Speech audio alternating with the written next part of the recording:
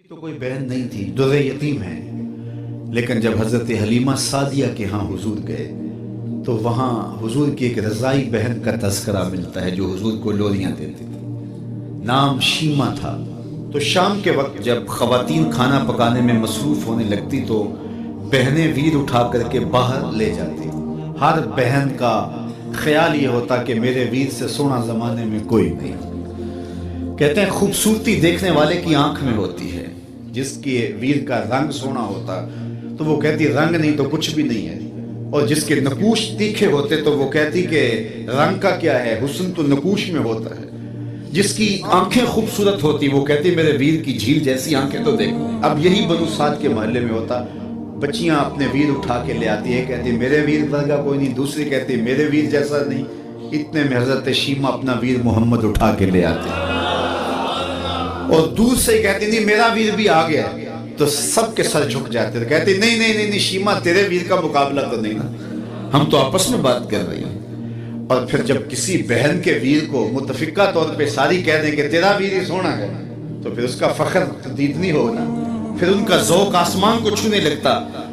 इब्ने हश्शाम सीरत की सबसे पहली किताब, उसमें ये वाक़या लिखा है कि फिर हज़रत शीमा हुजूर को अपनी आगोश में लेकर समेटती और फिर चूमती और फिर वो लोरी देती। और वो लोरी के लफ्ज़ भी लिखे हैं, रब्बना अब के लना मुहम्मदा हत्ता अराहु याफ़िअम व अमरदा। अल्लाह मेरे वीर मोहम्मद को सलामत रखना। आज ये पालने में बच्चों का सरदार है, कल वो लम्हे आए जवानों का भी सरदार। और फिर झूम जाती और क्या खुशी उनकी दीदनी होती। और फिर वो मंजर भी आया कि हुजूर अलैहिस्सलाम मक्के चले गए और ये जवान हुई और फिर इनकी शादी किसी कबीले में हो गई। आका करीम ने ऐलान नबुव्वत किया, 13 साल का वक्त कटा और फिर हुजूर मदीना शरीफ चले गए। जब गज़ावात का सिलसिला शुरू हुआ तो जिस कबीले में शीमा का निकाह हुआ था उस कबीले में मुसलमानों के साथ टकराव हुआ तो अल्लाह ने मुसलमानों को फतह अता कर दी। तो इस कबीले के लोग कैदी हो के हुजूर अलैहिस्सलाम के गुलामों के हाथों गिरफ्तार हैं। तो ये अपने कैदियों को छुड़ाने के लिए कबीले के सरदार एक एक घर से फिदिये के लिए रकम जमा कर रहे हैं। चलते चलते शीमा के घर भी पहुंचे जो कि एक उम्र का हिस्सा गुजार चुकी थी और जाके कहा कि इतना हिस्सा आपका भी आता है। कहा किस लिए?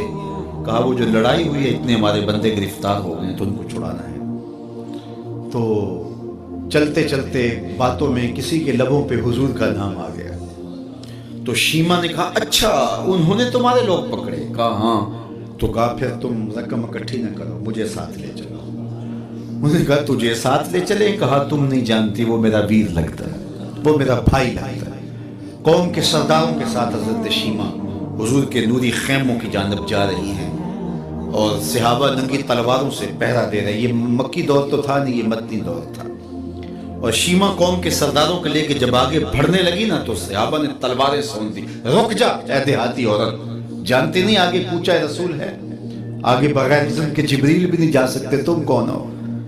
तो शीमा ने जो लफ्ज़ कहे वो लफ्ज़ लिए। उसने कहा खल्लू सबीली वालम अना उख्तु नबीयकुम, मेरी राहें छोड़ दो, तुम जानते नहीं मैं तुम्हारे नबी की बाजी लगती। तलवारें झुक गई, आंखों पर पलकों के चिलमने आ गए, रास्ता छोड़ दिया। हुजूर के खैमा नूरी में दाखिल हुई तो हुजूर ने देखा, पहचान लिया, उठ के खड़े हो गए। फरमाया बहन कैसे आना हुआ? आपके लोगों ने हमारे कुछ बंदे पकड़े, छुड़ाने आई। तो फरमाया बहन तूने जहमत गवारा क्यों की? तू पैगाम भेज देती मैं यूं ही छोड़ देता, लेकिन तुम आ गई हो, अच्छा हुआ मुलाकात हुई। फिर हुजूर ने कैदियों को छोड़ने का ऐलान किया और कुछ घोड़े और चंद जोड़े हजरत